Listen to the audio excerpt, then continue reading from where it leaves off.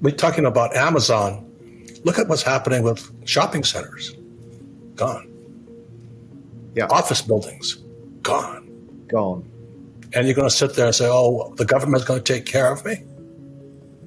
Holy mackerel.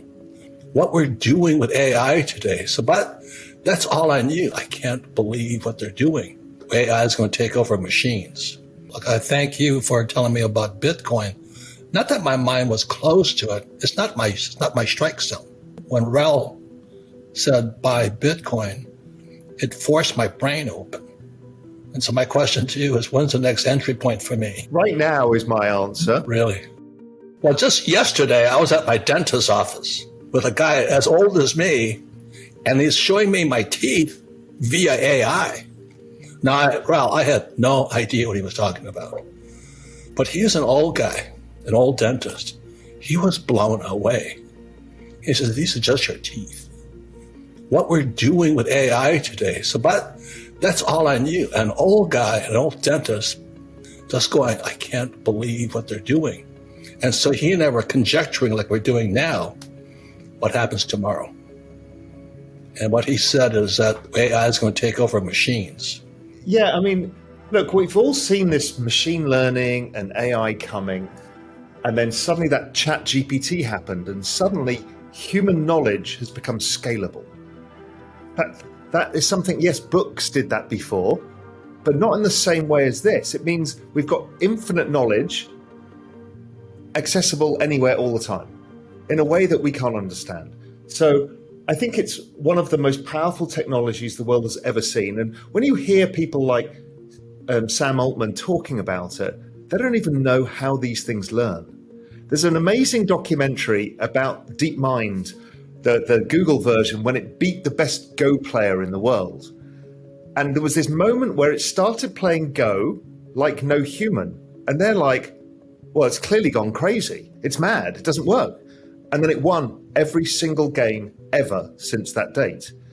And it had learned itself how to play the game of Go in a way no human had ever done before, played moves that no human had done, and had strategies that they didn't know. And that's the same thing with AI now and these large language models. We don't even know what they know. All we know is what we can ask them.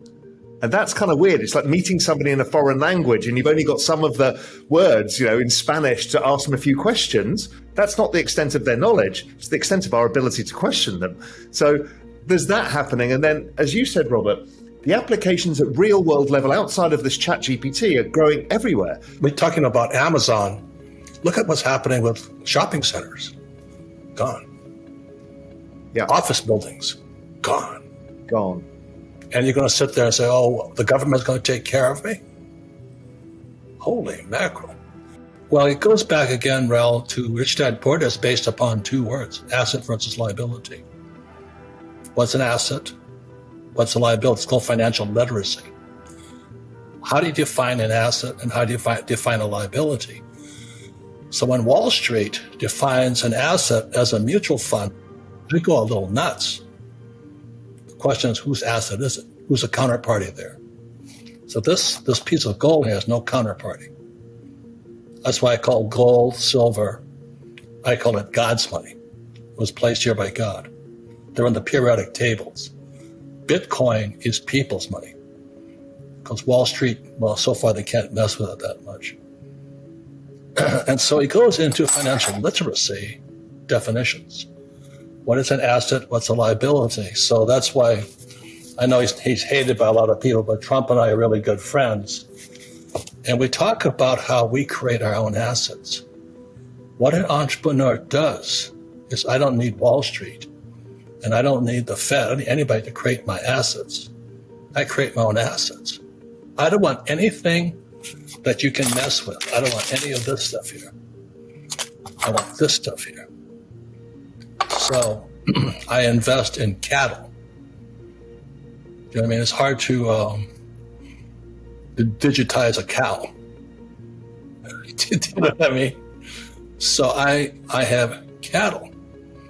And then the way I make my money is when I was 15 years old, growing up in Hawaii, there was a dairy nearby. And then it had this guy called the breeding bull. And so this big bull sits there, and all they did was drag cows in front of him. His only job was to do what every man wants to do, is be a breeding bull. So I'm 15 years old going, ooh, I want that job. So when this opportunity came up to buy a Japanese breeding bull, Wagyu bull, I said, oh, good, now I'm a Japanese breeding bull. So the Fed cannot print Wagyu bull semen. So I sell it.